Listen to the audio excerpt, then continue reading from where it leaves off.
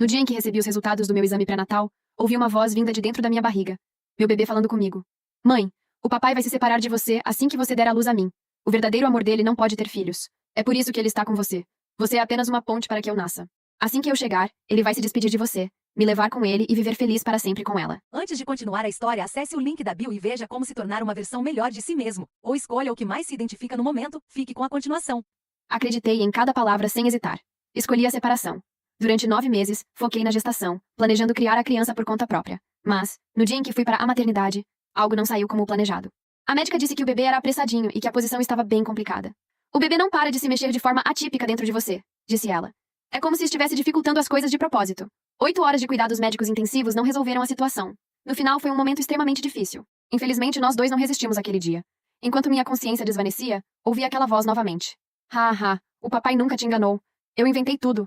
Por que uma criança mentiria? Eu não conseguia entender, nem mesmo no meu último momento. Quando abri os olhos novamente, eu estava de volta ao exato dia em que recebi o relatório do exame pré-natal pela primeira vez. Senhora Brooks, parabéns, você vai ser mãe. O relatório mostra que você já está com pouco mais de 2 meses de gestação. A partir de agora, você precisará cuidar da sua alimentação e do bebê. A médica disse gentilmente. Sua voz passou pelos meus ouvidos. Ergui a cabeça de repente e encarei o papel na mão dela. Só então ousei acreditar. Eu havia recebido uma segunda chance.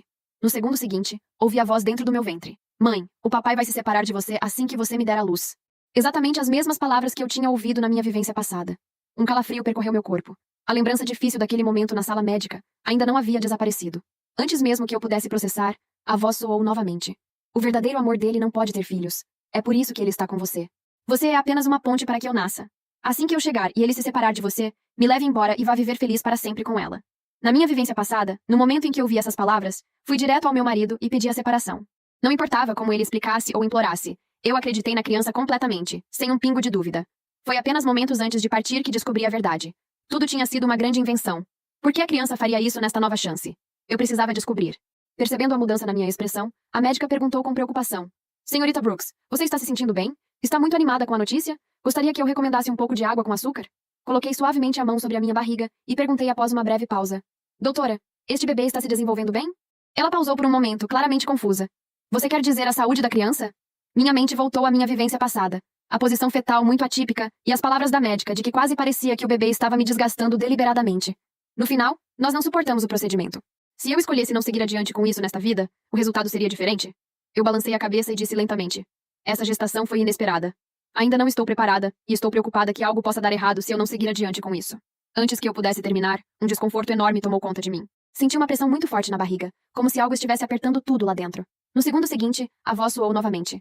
Mãe, o que você estava tentando dizer à doutora? Você não está pensando em me deixar para trás, está? Eu não gostaria nada disso. O desconforto dobrou instantaneamente. Todo o meu corpo recostou na cadeira, sem forças para levantar. Só então entendi que o bebê estava ouvindo tudo ao meu redor lá de dentro. No momento em que eu demonstrasse até mesmo uma pitada de recusa, minha saúde estaria em sério risco também. Vendo minha expressão abatida, a médica finalmente percebeu o quão delicada era a situação. Senhorita Brooks, como você está se sentindo agora? Se o seu corpo não estiver pronto para isso, recomendo colocar seu bem-estar em primeiro lugar. Você sempre pode tentar novamente mais tarde. Respirando fundo e me forçando a suportar o incômodo, eu disse. Estou bem, eu aguento. Por favor, recomende mais vitaminas e suplementos. Preciso ter certeza de que o bebê ficará saudável. No instante em que terminei de falar, a pressão sumiu. A voz retornou mais uma vez. Agora sim. Mãe, você tem que cuidar bem de si mesma e aguentar. Aguentar firme até o dia em que eu chegar. O suor marcou minhas costas. Eu não ousei dizer outra palavra descuidada, porque eu sabia que ele estava sempre escutando. Logo depois, chegou uma mensagem do meu marido. Querida, tenho um encontro com velhos amigos esta noite. Chegarei tarde. Na minha vivência passada, essa mensagem se tornou o estopim que desencadeou nossa separação. Eu imediatamente acreditei na voz dentro de mim, convencida de que meu marido estava com outra pessoa, e terminei tudo naquela mesma noite. Desta vez, eu não cometeria esse erro. Peguei meu celular e respondi. Ok, vou esperar você chegar. Não ouvi meu marido chegar até as 4 da manhã. Ele se moveu em silêncio, se arrumou, beijou minha testa, depois deitou na cama e me abraçou. Foi quando a voz ecoou novamente. Mãe, o papai acabou de voltar de um encontro com o verdadeiro amor dele. Como você consegue descansar tão tranquilamente? Você deveria se separar dele e ir embora comigo quando eu crescer. Eu vou compensar você. Tim. As palavras eram tão idênticas às minhas lembranças anteriores que cheguei a estremecer. Na outra vez, depois que pedi a separação a Daniel Carter, ele ficou surpreso, mas respeitou minha escolha. Ele concordou em ir embora sem nada e me mandava uma ajuda financeira generosa todos os meses. Ele sequer sabia do bebê. Ele só descobriu a verdade depois de receber a triste notícia do hospital. A partir daquele dia, ele ficou completamente desolado. Pensando em como ele agiu antes, não pude deixar de olhá-lo de forma diferente. Será que ele realmente nunca tinha feito nada de errado? Decidi que falaria com Daniel com calma depois que acordássemos. Mas quando abri os olhos, ele já tinha saído. Havia um recado no meu telefone. Querida, o café está na mesa. Esquentei um pouco de leite para você. Está na cozinha. No momento em que o bebê ouviu isso, ficou muito agitado dentro de mim. Mãe, ele está fingindo. Ele foi ver a outra pessoa. Ande logo e se afaste dele. Só você pode cuidar de mim. Quanto mais agitado ele ficava, mais claro era para mim que algo estava errado. Ele me queria sozinha para que, quando eu fosse para a maternidade, não tivesse ninguém ao meu lado, para que eu ficasse sem apoio e passasse pela mesma tristeza de antes. Desta vez eu não deixaria isso acontecer. A caminho do trabalho, um senhor idoso com roupas simples segurou meu braço de repente. Seu rosto demonstrava muita preocupação. Você não deveria lidar com o que não lhe pertence, ele disse com urgência. Assustada, tentei me afastar, achando que era um golpe, mas ele segurou firme. Este caminho não é seu. Você deve mudar de rumo imediatamente. Sua seriedade me deixou arrepiada e recuei um pouco. Ele não parecia estar brincando. Congelei, suas palavras ecoando em minha mente. Este caminho não me pertencia? Será que ele sabia da minha segunda chance? Ele estava dizendo que as coisas ainda não estavam sob meu controle? A apreensão tomou conta de mim, mas quando tentei questioná-lo, o senhor se virou e desapareceu na rua. Antes que eu pudesse pensar mais, a voz me puxou de volta à realidade. Mãe, com quem você está falando? Um forte aperto surgiu na minha barriga. Eu sabia. A presençazinha estava desconfiada de novo. Mãe, se eu descobrir que você está fazendo algo escondido para me prejudicar, eu vou ficar muito chateado. A voz soou muito alterada e assustadora. Nada parecida com os pensamentos de um bebê normal. Foi aí que tomei minha decisão. Não importava como. Eu tinha que descobrir o que realmente estava acontecendo comigo. Disfarçando o mal-estar, liguei para o meu chefe, o Sr. Morrison. Preciso tirar o dia de folga para ir à clínica. Depois mandei uma mensagem para o meu marido. Querido, preciso falar com você pessoalmente. Peguei um carro direto para a clínica médica. Durante todo o trajeto, a voz continuou me questionando. Mãe, aonde você está indo? Você não está pensando em me deixar para trás de novo, está? O aperto na barriga voltava repetidas vezes. Eu estava suando frio, mas permanecia em silêncio. Eu já havia marcado o horário quando a médica viu minha situação. Ela se preocupou. Senhorita, por que você está tão pálida? Você tem tomado suas vitaminas? Antes que eu pudesse responder, a voz esbravejou. Por que você está vendo a médica de novo? Você está tentando me afastar? Um mal-estar fortíssimo tomou conta de mim. Minhas pernas fraquejaram e eu precisei sentar. A médica me ajudou e disse seriamente. Seu quadro exige muito cuidado. Você precisa pensar se é seguro dar continuidade a essa gestação. O seu bem-estar vem em primeiro lugar. Eu a interrompi. Nós vamos seguir em frente. Estou aqui para tomar as injeções de suporte. Não importa o que aconteça, vou levar isso adiante. O mal-estar desapareceu instantaneamente. A voz ficou mais suave. Mãe, eu entendi você errado. Então cuide bem de mim. Se eu descobrir que você quer me deixar, ficarei muito chateado com você. A médica preparou a medicação antes de eu ir para a sala. Peguei uma caneta e escrevi um bilhete rápido num pedaço de papel. Eu quero um exame detalhado. O teste de DNA do bebê. A médica franziu a testa. Pedi silêncio com um gesto e lancei-lhe um olhar muito sério. Se aquela presença ouvisse, mesmo que um sussurro, as coisas ficariam muito difíceis para mim. Ela não teve escolha a não ser concordar. Como os resultados só ficariam prontos à tarde, fui para casa para conversar com meu marido. No momento em que entrei, ouvi ele falando alto. Daniel rapidamente desligou o telefone quando me viu. Um susto passou por seus olhos antes dele sorrir.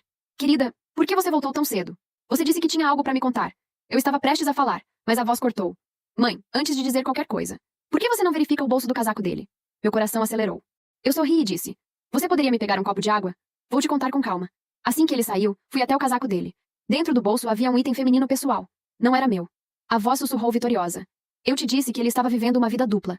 Se o verdadeiro amor dele não tivesse problemas para engravidar, ele nunca estaria com você. Siga sua vida sem ele e cuide de mim. Mãe, eu sou sua família. Por que eu inventaria coisas? Nesse momento, meu celular vibrou. Probabilidade de parentesco biológico: 99,99%. Minha cabeça deu voltas e fiquei paralisada. A enxurrada de informações me deixou quase sem reação.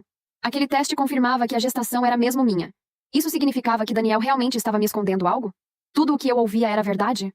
A voz continuou tagarelando, insistente. Mãe, você tem que acreditar em mim. O papai realmente mentiu. Se você não confia em mim, peça para alguém investigar os passos dele. No segundo seguinte, a tela do celular de Daniel acendeu na mesa com uma nova mensagem. Amor, a que horas você vem me fazer companhia esta tarde? O nome na tela era inconfundível. Emily Hart, a amiga próxima de Daniel. Só então eu finalmente aceitei.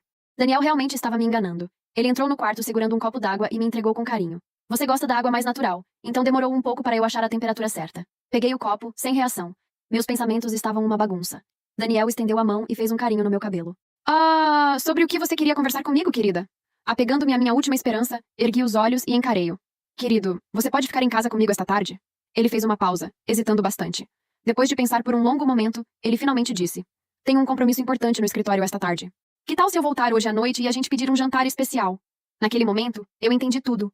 Entre Emily e eu, ele a havia escolhido. Então eu fingi que estava tudo bem e disse calmamente. Tudo bem, te conto à noite o que eu queria dizer. Com isso, eu me virei e saí.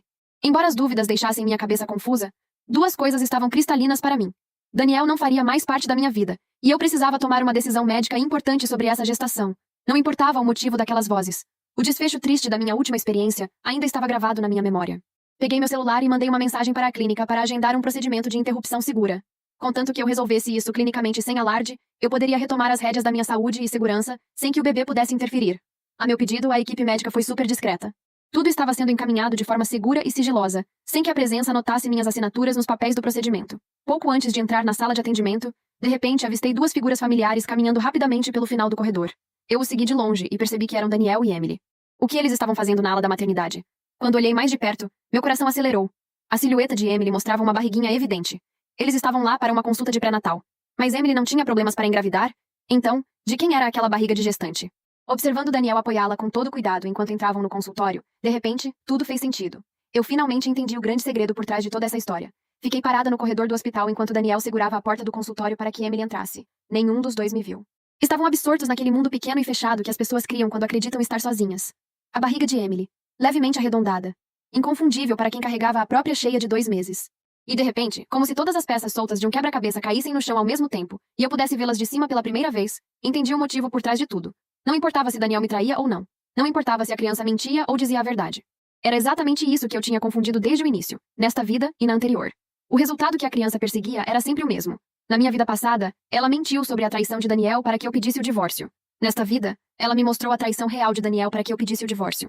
Mentira ou verdade, o caminho terminava no mesmo lugar. Eu sozinha, sem Daniel, sem ninguém, dando à luz numa mesa de cirurgia sem uma única mão que segurasse a minha. Não me importava mais se Daniel tinha me traído. O que me importava era não dar àquela coisa dentro de mim o que ela queria. Me afastei do corredor sem que nenhum dos dois me visse. Minhas pernas se moveram sozinhas em direção à recepção onde tinha deixado minha bolsa. Tirei o termo de consentimento para o aborto que carregava dobrado no bolso. Rasguei em 4 pedaços e joguei fora. A voz demorou exatamente 3 segundos para reagir. Mãe, o que você rasgou? O recibo do estacionamento. Respondi em voz alta, sem alterar o tom, caminhando em direção à saída do hospital com passos regulares. Um silêncio breve. Por que tão rápido? Você não tinha uma consulta com a médica? Já fui. Ela disse que está tudo bem. Que me cuide muito. Um silêncio mais longo desta vez. A entidade na minha barriga avaliando, calculando, procurando a brecha. Mãe, e o papai? Vou conversar com ele esta noite quando ele chegar em casa. Você deveria se divorciar agora mesmo. Para que esperar? Porque sou adulta, disse com calma. E adultas não tomam decisões de vida ou morte no corredor de uma maternidade. A dor chegou. Aguda, no baixo ventre, a mesma de sempre. Desta vez respirei fundo sem parar. Mãe, vou pegar um táxi. O movimento não faz bem para mim ultimamente. A dor se intensificou por um segundo, e então, quando percebeu que não ia funcionar desta vez, cedeu. A voz se recolheu em silêncio, mas eu conseguia senti-la lá dentro, quieta, observando. Bem, eu também estava observando. No táxi, com o olhar fixo na cidade passando pelo vidro, organizei meus pensamentos da mesma forma que se organiza uma mesa antes de um trabalho longo. Primeiro o urgente, depois o importante. Urgente. Não dar à criança nenhum motivo para acreditar que controlava minhas decisões. Importante. Entender o que exatamente habitava dentro de mim. O velho da manhã ainda rondava minha mente. Esta vida não é sua. Você deve ir embora imediatamente. Não era o aviso de um golpista. Era específico demais, urgente demais, assustado demais. Ele sabia de algo. E se eu o havia encontrado uma vez nesta cidade, podia encontrá-lo de novo. Havia também o resultado da amniocentese. 99,99%. A criança era biologicamente minha. O que significava que não era um feto alheio implantado, não era armadilha desse tipo. Era minha, era real. E ainda assim não era normal por nenhum padrão humano que eu conhecesse. Um feto de 2 meses que fala, que escuta, que causa dor física deliberada. Que mente estrategicamente para isolar sua própria mãe. Que no momento de morrer admite a mentira com uma risada. O que era isso? O táxi parou. Paguei. Desci. Caminhei até o parque a 2 quadras de casa e sentei num banco com o celular na mão. Abri os contatos. Procurei um nome que não ligava havia anos. Tora. Chen, que tinha sido minha médica obstétrica na vida anterior, antes de tudo dar errado. Que havia dito aquelas palavras exatas. O bebê não para de virar. É como se estivesse deliberadamente te fazendo passar por um inferno. Nesta vida, ela ainda não me conhecia. Mas eu a conhecia. Sabia como ela pensava, como trabalhava, que era meticulosa e não gostava de respostas fáceis. Procurei seu consultório online e agendei uma consulta para a semana seguinte. Não no hospital vinculado a Daniel, no consultório particular dela. Então, abri uma nova janela no celular e procurei o endereço da esquina onde o velho havia desaparecido. Eu me lembrava da imagem da túnica, das mãos, da urgência no rosto. Alguém assim não aparece e desaparece por acaso. A voz voltou, mais suave desta vez. Mãe, o que você está pesquisando? Receitas de alimentação saudável para gestantes. Respondi sem tirar os olhos do celular. A médica disse para ter cuidado com a dieta. Um silêncio. Ah, que bom. Cuide-se muito. A condescendência naquela voz pequena gelou meu sangue. Era a condescendência de algo que acredita ter tudo sob controle. Que acredita que pode me controlar porque pode me causar dor. Que acredita que sou previsível porque fui na primeira vez. Guardei o celular. Respirei. Na primeira vez eu não sabia o que era. Desta vez sabia.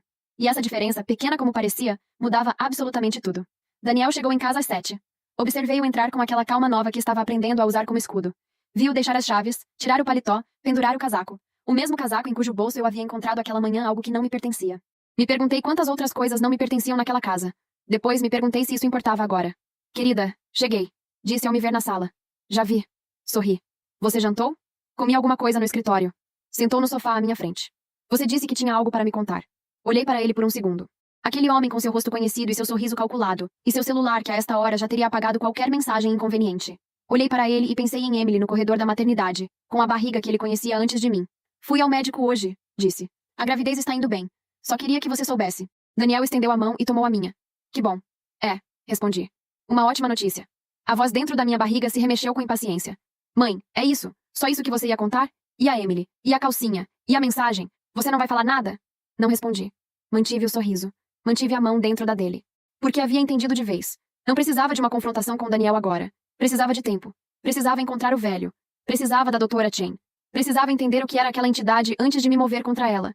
E aquela coisa na minha barriga, que havia passado acreditando que eu era previsível, que eu agiria por impulso como da primeira vez, que uma mensagem no celular e uma calcinha num bolso seriam suficientes para me fazer correr para o divórcio, e para a solidão, e para a mesa de cirurgia. Aquela coisa ainda não havia aprendido a diferença entre alguém que não sabe a verdade e alguém que sabe, mas escolhe quando usá-la. A esquina onde o velho havia desaparecido era o cruzamento da rua Keller com o beco que levava ao mercado coberto do bairro antigo. Sabia disso porque havia gravado o momento exato em que ele virara. Aquele instinto que se desenvolve quando alguém te diz algo que você não entende, mas que pesa no peito como se entendesse perfeitamente. Voltei no dia seguinte às 7 da manhã, antes de Daniel acordar. Deixei um bilhete na cozinha. Saí para caminhar. A médica disse que movimento leve faz bem durante a gravidez. Depois acrescentei mentalmente. E para me afastar de tudo o que você quer que eu faça. O beco do mercado coberto cheirava a fruta úmida e café de cafeteira velha. As barracas mal levantavam as persianas. Caminhei devagar, olhos em cada rosto, procurando a túnica, procurando aquele cabelo branco e aquela expressão de pânico que não se parece em nada com golpistas, porque golpistas não têm medo de nada. Encontrei-o na terceira barraca contando da entrada. Estava sentado num banquinho baixo, segurando algo num copinho de papel, olhando o chão. Quando levantou a vista e me viu vindo, não se surpreendeu. Levantou devagar. Eu sabia que voltaria, disse. O que o senhor sabia sobre mim exatamente? Ele me olhou por um segundo longo, avaliando algo. Que você esteve aqui antes. Em outra versão deste tempo. Fez uma pausa. Ainda está dentro de você? O estômago se contraiu. Sim. Ele assentiu com a pesadez de quem recebe uma confirmação que esperava, mas não desejava. Sente. Chamava-se Mestre Quan, embora insistisse que o título era mais costume que mérito. Há 40 anos trabalhava como o que em outros idiomas seria chamado de modos diferentes, mas que no dele se resumia como alguém que resolve os problemas que os médicos não conseguem ver. Me contou o que sabia sem rodeios, na mesma língua direta com que havia me gritado na rua. Existiam, segundo ele, certas entidades que não pertenciam a nenhum corpo específico, mas precisavam de um para completar um processo que chamou de a travessia. Não eram fantasmas no sentido popular. Não eram demônios no sentido religioso. Eram algo mais antigo e mais específico. Seres presos entre um estado e outro que precisavam da energia de um nascimento, especificamente de um nascimento que desse errado, para se libertar e continuar. O bebê. O processo. A morte na mesa de cirurgia. Não era acidente. Era o mecanismo. No momento do parto mal conduzido, explicou o mestre Quan, a energia vital da mãe se libera de forma desordenada e massiva. É disso que a entidade precisa para cruzar. A criança morre também porque nunca esteve lá para viver. O corpo do feto era apenas o recipiente temporário. E o DNA? Perguntei. Os exames confirmam que o bebê é biologicamente meu. Ele assentiu. Por que é? A entidade não substitui o bebê. Ela se instala dentro dele. Coabita. O feto cresce normalmente, tem sua genética, é real nesse sentido. Mas tem algo mais dentro que dirige, que fala, que planeja. A voz que escuto dentro de mim sou eu ouvindo ela, ou estou ouvindo os dois? O mestre Quan demorou a responder. Essa é a pergunta certa. E ainda não tenho a resposta. A consulta com a doutora Chen foi na quinta-feira de tarde. Entrei no consultório particular dela com o mesmo pulso controlado com que estava aprendendo a fazer tudo. A doutora Chen tinha seus 40 e poucos anos, o cabelo curto e um jeito de ouvir que consistia em nunca interromper no meio de uma frase. Contei tudo para ela. Sem omitir nada, sem suavizar nada. As vozes, a dor, a vida anterior, o mestre Quan, os exames de DNA, o que vi no hospital. Quando terminei, ela não disse que eu estava louca. Também não disse que acreditava sem ressalvas. Disse algo melhor. Me descreva os sintomas físicos com exatidão. Passamos 40 minutos descrevendo-os. A dor no baixo ventre diante de pensamentos específicos. A náusea seletiva. A forma como a dor cedia quando eu dizia o que a voz queria escutar. Ela anotava. Pedia esclarecimentos. Era exatamente o tipo de médica que eu me lembrava. Sem pressa e sem condescendência. No fim, disse. Não vou fingir que entendo o componente que você chama de entidade. Mas o que entendo é o seguinte. Se o padrão que descreve é real, o objetivo é um parto nas condições de máxima vulnerabilidade para você. O que isso significa medicamente é que você precisa exatamente do oposto. O parto mais controlado, mais acompanhado e mais antecipado possível. A senhora pode me ajudar com isso? Posso ser sua médica daqui até o dia do parto. Acompanhamento completo. Plano de nascimento detalhado com 3 semanas de antecedência. Parto aqui no consultório particular. Não no hospital geral. Uma pausa. E você precisa de pessoas ao seu lado. Não só a equipe médica. Meu marido e eu estamos tendo problemas. Não estou falando só do seu marido. Estou falando de pessoas que estarão fisicamente presentes no momento do parto, que não possam ser eliminadas da equação. O que não disse em voz alta, porque a voz havia começado a se mexer inquieta dentro de mim, era que ela tinha razão sobre algo que eu já havia calculado. A entidade queria me isolar. O que eu precisava era do oposto, uma rede tão densa que nenhuma manipulação pudesse desfazê-la. Saí do consultório com o cartão da Dr. Turner, chain na bolsa e uma consulta marcada para a semana seguinte. Daniel chegou naquela noite com flores na mão e um pedido de desculpas no rosto, o tipo genérico que não especifica exatamente o que lamenta, mas reconhece que algo é lamentável. As flores eram rosas, cor de rosa. Coloquei num vaso. Como foi seu dia? Perguntei. Pesado. Sentou à mesa e me olhou. E você? Como está o bebê? Bem, fui ver uma especialista nova, Doutora Chen. Achei muito boa. Algo cruzou seu rosto. Não soube dizer se era alívio ou culpa, ou as duas coisas misturadas. Que bom, isso é bom. A voz na minha barriga estava incomumente quieta. Há quase 4 horas em silêncio, o que era estranho. Aprendi a desconfiar do silêncio mais do que da dor, porque silêncio significava que ela estava processando, que algo não havia saído como esperava. Naquela noite, depois que Daniel dormiu, fiquei deitada olhando o teto. Tinha 2 aliados. O mestre Quan, que entendia o que era, mas não completamente. A doutora Chen, que entendia o corpo, mas não o sobrenatural. Nenhum dos dois era suficiente sozinho. Juntos eram o começo de algo. O que ainda me faltava entender era a pergunta que o mestre Quan não havia conseguido responder. Quando escutava a voz, escutava apenas a entidade. Ou havia algo mais lá dentro, de alguma forma, uma consciência que era realmente minha.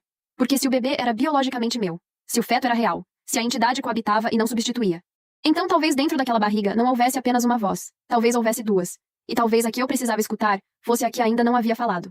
3 semanas depois de receber o laudo pré-natal, voltei sozinha ao mesmo consultório onde tudo havia começado. A mesma cadeira, a mesma médica de plantão com sua voz gentil. A mesma luz fria sobre a mesma mesa. Desta vez com uma diferença. Carregava na bolsa o cartão da doutora Chen, o endereço do mestre Quan e a certeza de que o que escutava dentro de mim não era a verdade. Era a versão da verdade que algo queria que eu acreditasse. Senhora Brooks, disse a médica enquanto revisava meu novo ultrassom. O bebê está numa posição perfeitamente normal. O desenvolvimento é excelente. Diria que é uma das gestações mais estáveis que já vi no primeiro trimestre. Posição perfeitamente normal. Desta vez. Porque desta vez eu não havia tomado nenhuma das decisões que a entidade precisava que eu tomasse. Não havia pedido divórcio. Não havia tentado interromper a gravidez. Não havia me isolado. E sem essas peças, algo naquele tabuleiro que ela jogava sozinha desde antes de eu nascer não estava funcionando. Coloquei a mão sobre minha barriga. Senti o calor da minha própria pele contra a palma. E disse muito baixinho. Tão baixo que nem a médica nem a voz puderam me ouvir direito. Eu escuto você. Mas também te conheço. E desta vez não vamos terminar na mesma mesa. O mestre Quan me ensinou a distingui-las. Não era uma ciência exata. Era mais parecido com aprender a escutar 2 frequências diferentes na mesma estação de rádio. Uma aguda, urgente, sempre com um objetivo claro. A outra mais profunda, mais difusa, sem palavras às vezes. Só uma vibração que existia debaixo de tudo. A entidade falava. O bebê real sentia. Entendi de vez numa manhã em que estava fazendo o café da manhã, e não havia nenhuma manipulação em curso, nenhuma decisão que a entidade quisesse alterar. Naquele silêncio ordinário, senti algo que não era dor, nem pressão.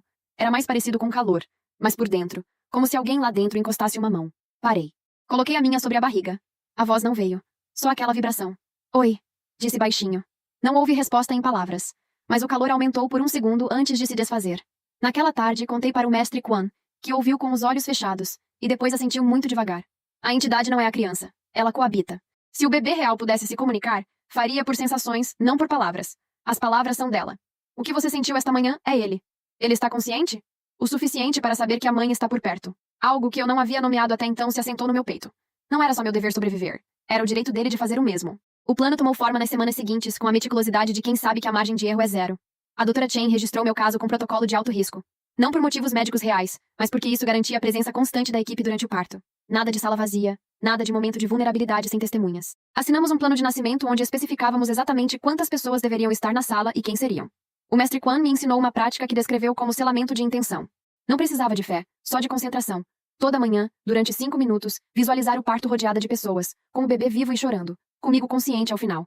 A entidade notou a mudança imediatamente. Mãe, você está fazendo alguma coisa. Respiração pré-natal, respondi. A médica me recomendou, um silêncio carregado. Não acredito em você.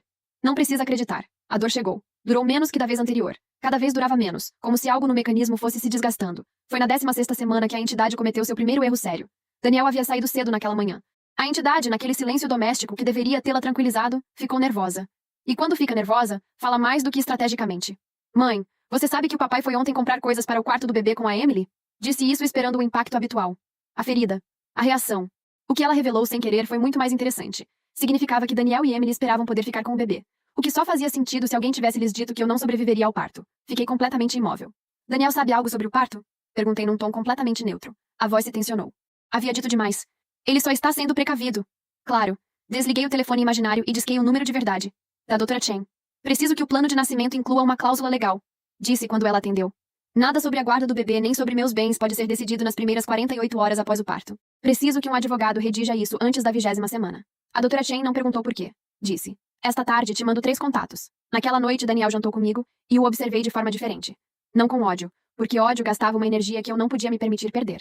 Com a curiosidade fria de alguém que já sabe o papel que o outro está desempenhando numa peça que ele não escreveu. Daniel sabia do parto? A entidade havia lhe dito de alguma forma que eu não via? Ou ele estava sendo oportunista com uma situação que acreditava que se resolveria sozinha? Ainda não sabia, mas saberia antes da 20ª semana. A entidade ficou 3 dias mais quieta que o normal. O mestre Quan disse que isso não era boa notícia. Que quando coisas muito antigas ficavam caladas, geralmente era porque estavam mudando de estratégia. E se ela já não conseguir ganhar me separando de Daniel? Perguntei. Ele me olhou. Então vai tentar ganhar de outro jeito. Não baixe a guarda. Não baixei. Mas dormi 4 horas seguidas naquela noite pela primeira vez em semanas. E em algum lugar entre o sono e a vigília, senti aquele calor de novo na barriga. Pequeno e constante, como uma vela que permanece acesa mesmo com vento. O parto começou 3 semanas antes da data calculada. Não foi uma surpresa.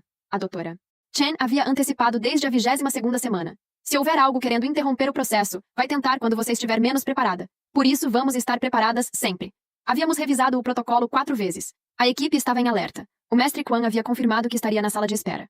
Quando rompi a bolsa às 2 da manhã, a primeira coisa que fiz foi respirar. A segunda foi ligar para outra Chen. A terceira foi mandar mensagem para o mestre Quan. É hoje. Daniel estava dormindo ao meu lado. Acordei-o. Ele me olhou com algo que não soube decifrar exatamente, e então disse que chamaria o carro.